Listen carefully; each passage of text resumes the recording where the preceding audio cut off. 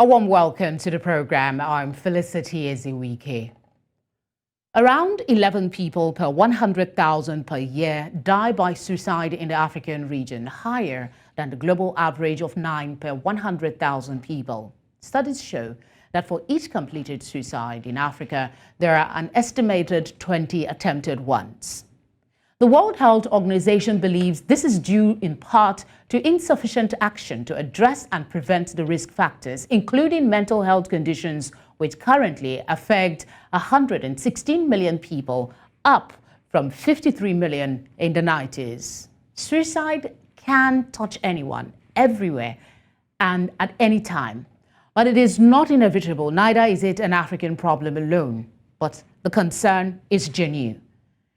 In commemoration of World Suicide Prevention Day, Sunday, September 10, the focus remains creating hope through action, the triennial theme for the year 2021 to 2023. This theme serves not only as a call to action, but a reminder that there is an alternative to suicide and that through our actions we can encourage hope and strengthen prevention. Suicides are preventable.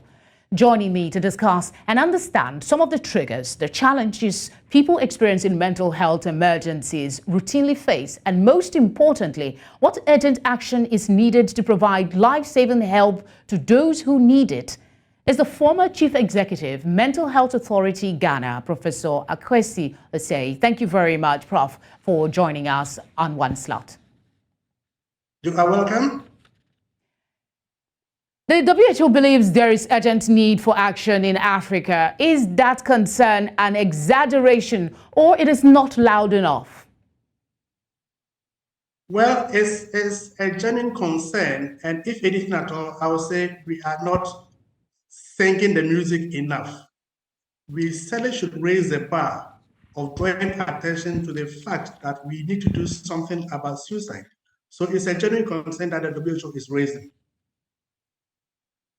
Okay, we're told health problems account for up to 11% of the risk factors associated with the condition.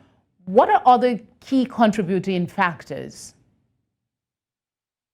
Well, we know that for every 93 to 95% of people who attempt suicide or complete suicide, for every 100 people, 93 to 95% of them had mental health issues, either a pre-existing mental health issue or mental health issue at the very time of the act taking the person's life, what we call acute stress reaction. So mental health issues at the line.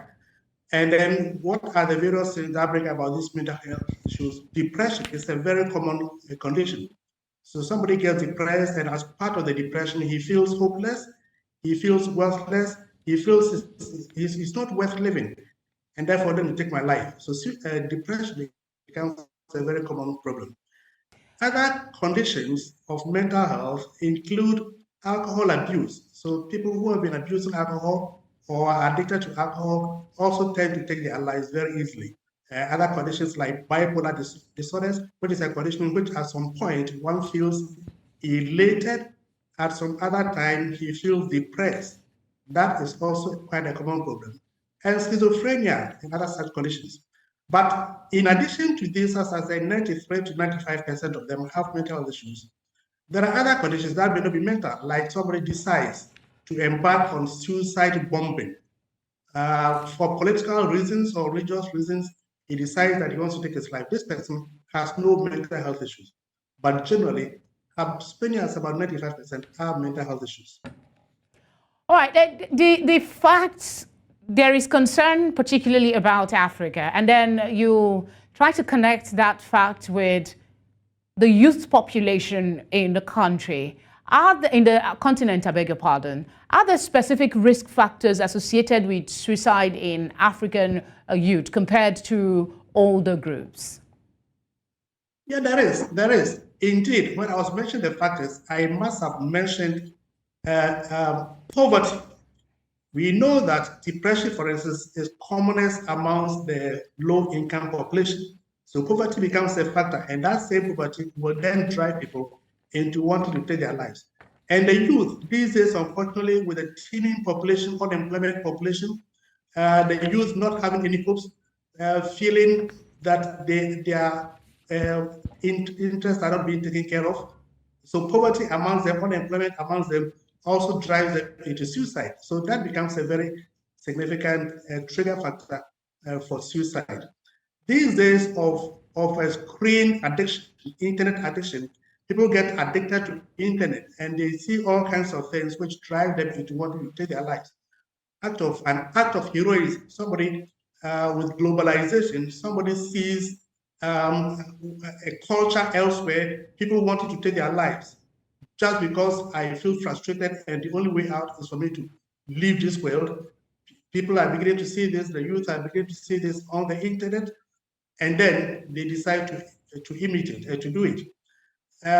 These days, at least in our part of the world, we have game betting. So people get addicted to game betting, and when they realize they have no way out, they spend all their money, all their resources, school fees, and therefore they think the only way out is to take their life because they owe so much and that they can't stand it. So all these are trigger factors that we need to contend with amongst suicide and suicide causes. When experts like you say it is preventable, skeptics say experience tells us otherwise, that detection is often impossible. They cite cases of famous or seemingly happy folks who had died by suicide. How do you respond to this argument? Is it indetectable or you're just being optimistic? Well, suicide is preventable and detectable. Once we imagine that as many as about 93 to 95, indeed some will even say 98%, are from mental health issues, and most of these mental health issues are detectable and preventable. So once you detect and you prevent, you are preventing suicide. For instance, somebody wakes up in the morning, he feels dejected, he puts his chin in the palm, and he thinks that life is not worth it. Some may even tell you that I'm traveling, I'm embarking on a journey, I don't know when I'm coming back, or begins to reorder his affairs. These are signals that should tell us that something is going amiss. If we recognize this and we intervene, we are preventing suicide. If we don't intervene or we don't recognize it, then we are missing the opportunity. And then also, if we open suicide lines, help lines worldwide in our countries, we open them and give enough public education for people to recognize that this is what could be happening, and there's a help elsewhere, there's a help available, and they can call and get the help. We are preventing suicide. So largely, I would say suicide is preventable. The challenge, however, is that we miss the opportunity. The opportunity is there, but we miss it. Indeed, sometimes we even ignore. Somebody will tell you, after you've told him that I want to take my life, he will tell you that if you really mean to take your life, you wouldn't tell me. That is a missed opportunity. So the opportunities are there for us to detect, and once we detect, we can prevent. Okay. Is there a way we can improve on detection, really? Because in Nigeria, for instance, we have a case of, people on the highway seeing somebody on the bridge trying to jump. In some cases, they're unable to deter the person from taking that decision.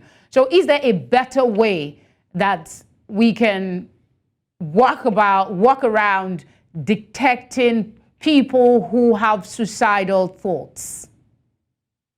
If you wait until you see the person on the bridge, we've already waited for too long, and we are likely to miss the opportunity.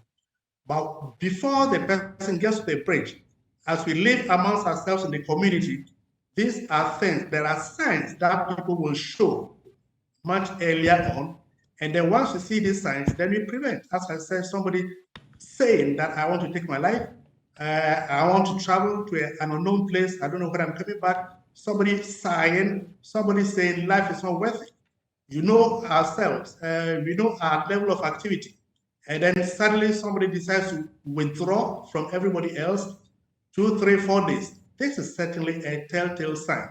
And that is the time the opportunity we do have to intervene and not wait until the person has got to the point where he feels like throwing himself over the bridge. What kind of responses, Prof, before we go on to look at awareness campaign, what kind of responses should people around individuals who express some of these emotions that you've highlighted be given to them? Like somebody tells you, I feel like I have no purpose anymore. If I were in close proximity with that person, what is the kind of language I should be using to speak? Indeed, very often, suicide is a cry for help. So people who engage in suicidal thoughts or suicidal behaviors are actually crying for help. And often what they need is a listening ear. Somebody they can confide their issues with. So once you give a listening ear and attend to this person's needs, half of the problem is solved. So once you detect somebody having these issues, you approach the person, give the listening ear. What are the issues? You talk freely to me, confide your issues in me. Let the person have confidence that yes, he can confide the issues in you. That is how the problem solved. So that becomes very important. And then, of course, after listening, you will also need to get professional help. It's not enough to simply listen. You might only be postponing the problem for a short while, but when you are no longer there, you might do it. So after listening, then you advise the person to go for professional help. And these days, any nearest hospital should be able to offer that first aid mental health care.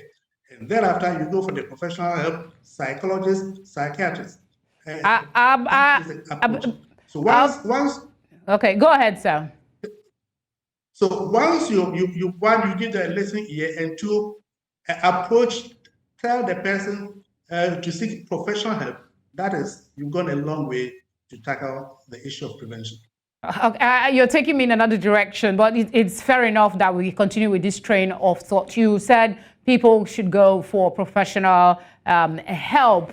How available is professional help when it comes to depression, mental health issues, and people who have suicidal thoughts in Africa? Unfortunately, this is an area we are not doing very well at all. We are not doing well because generally we are not taking our mental health issues very importantly as a continent. And once we ignore our mental health issues, then we are given the opportunity for suicide. So by way of policy or policymakers, we need to recognize that we need to pay particular attention to our mental health.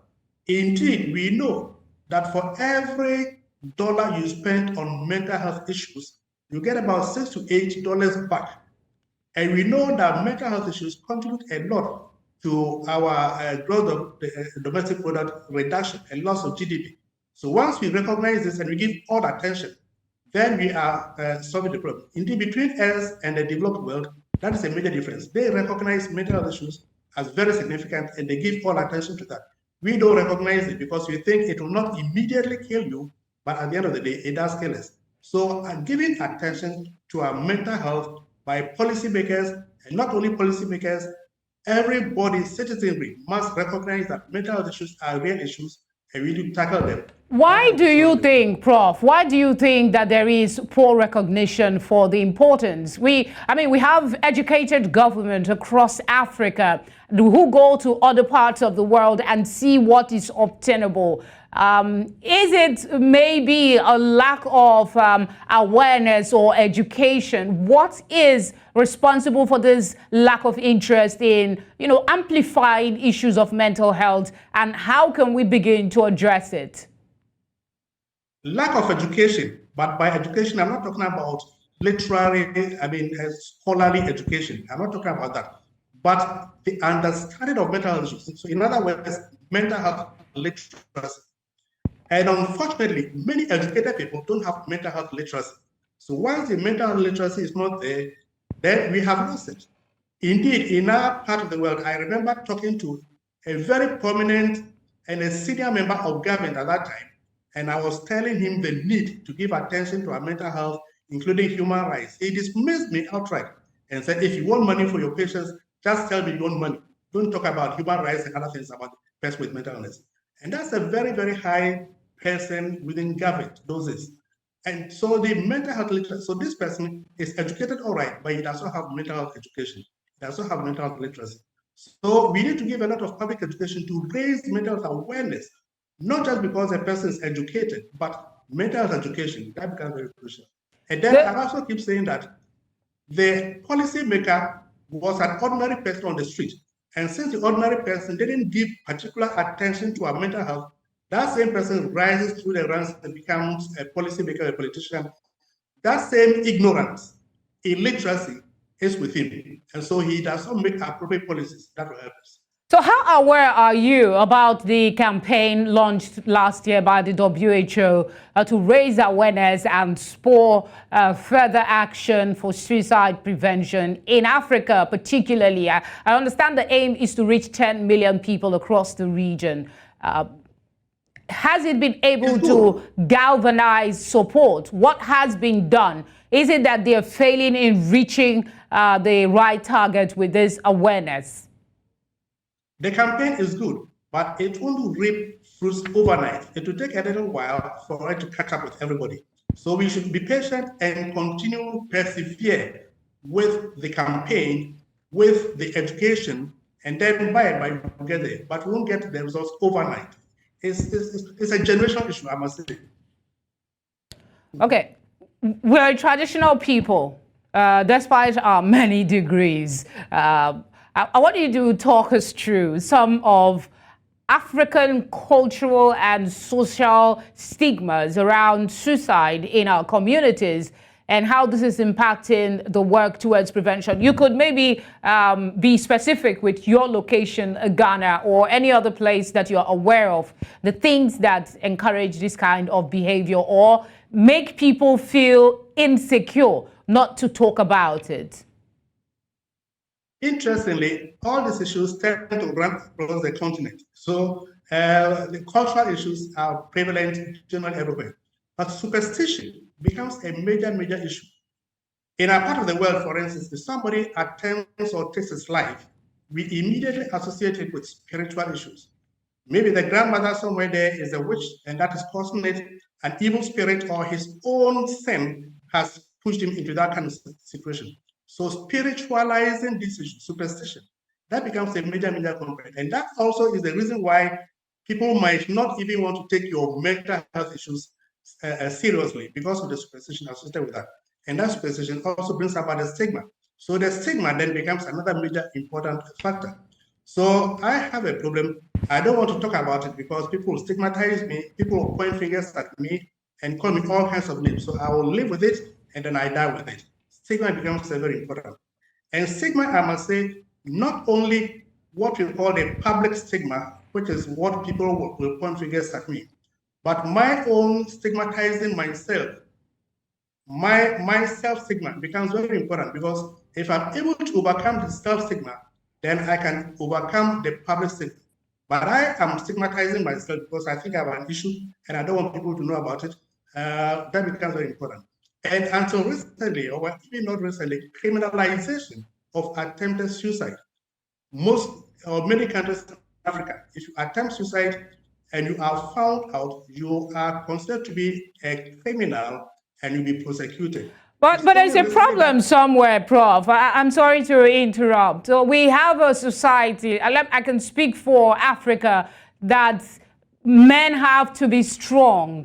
Men don't have to show weakness. Sometimes even when they're going through a lot of things, if you show any sort of weakness, cry for instance, some people look at you and maybe think that you are a weakling. That mindset hasn't changed even today. So what is the work that's being done? Because Africa has a youthful population and young men are being affected by not just societal pressure, but other pressure to be a certain way. So how do we begin to chip away at this seemingly established norm so that young men will feel freedom enough to speak and get the help that they need?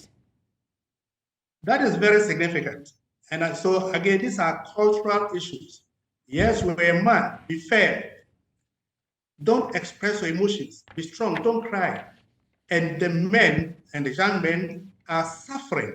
And as a result, he can't continue it any longer, then he explodes by way of suicidal ideation. So that becomes very important. But we can only tackle this one systematically by educating ourselves that yes, a man, it's all right for a man to cry. It's all right for a man to express his emotions. It's all right for you to let people know what you're going through. This education, as we embark on it gradually, then we'll be getting there. So the public education we can embark on is very important. And then as we educate, we recognize the specific issues and direct our education to those areas. That is a very important factor. But not only education. I keep saying that after educating me, then you don't provide a wherewithal. I have a challenge. You've educated me to recognize that is depression, but I don't have the facility for me to have my depression treated. Then next time, no amount of education will help me. So we need to provide a wherewithal, spread the services nationwide and across the continent. And then we can add education and people will access the means, the facilities, and they will have their recovery. There's so many questions I want to ask you, but we're time constrained, and I'm trying to pick the ones that I feel are very urgent. This one is one of them. There are fears about discussing self-harm and suicide, that if you talk about it, you tend to encourage it. What is a safe way to have these conversations? So maybe with a sibling, with a family member, with co-worker. What would be a safe way to discuss self-harm and suicide without seeming to encourage it? Right. Now, talking about, it's very important for us to recognize, talking about suicide will not increase the incidence of suicide. That is very important. So let's feel free and talk about it.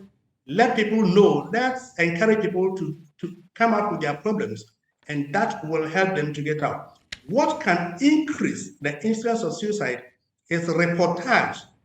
When the media report and they show graphic, graphic situations. Like at the beginning of this discourse, I saw a rope. So that graphic description becomes an opportunity for others who have been contemplating suicide to pick it. We call that copycat suicide. So people are, so we said for every one completed suicide, about 20 others have attempted. Now, all those 20 others who have attempted and have not completed are waiting to see what opportunity they can use. So once they see a graphic description, a vivid description of suicide attempt by somebody, then they pick it.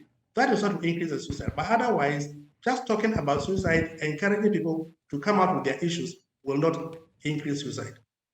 All right, quickly, there are times I see captions in the media reporting about suicide, and I just cringe.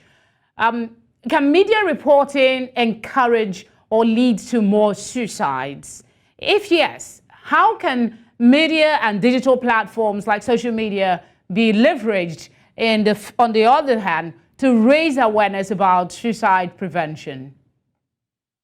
Media reportage does cause suicide. And as I said, the mechanism is copycat suicide. Somebody who has been contemplating but does not know or does not have the know-how or does not have the courage, once he sees it reported and vividly and graphically, then he will pick it and do it. At least in our part of the world, in Ghana, we have been doing a lot of work with the traditional media. And so that means of reportage is going down. But the social media, that becomes a challenge. So you see suicide graphically pictured in the social media. And what we have also known is that every time there is such a graphic representation, 2 or 3 others will follow shortly. And that's still the copycat suicide. So we need to educate the media, both traditional and the social media, not to be graphic. It's enough to say somebody has died by suicide. Yes, it's enough. But to go further to show the mechanism, that becomes dangerous. That is what will give rise to copycat suicide. How can government, we talked about this earlier, that they don't seem to be prioritizing suicide prevention measures. How can they and policymakers be encouraged to prioritize prevention on their agenda, make it like a rule, a standard, a law to ensure that provisions are made for those people that might need it across board? We need to keep advocating. Advocacy is very crucial. As I said, in Ghana, just about 2-3 months ago, we have decriminalized suicide, and this did not happen overnight.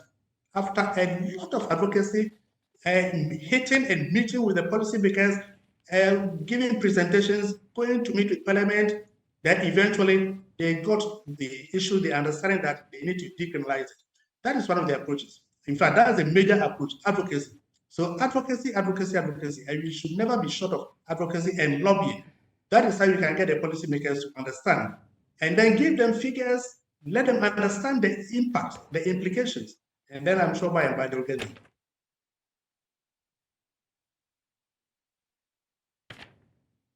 Okay. I'm told we still have a little extra time, so let me see if we can explore other aspects of the issue. Are there any ongoing research initiative, really, specifically focused on suicide prevention in Africa, maybe in ways to amplify the efforts of the WHO, independent maybe of the WHO?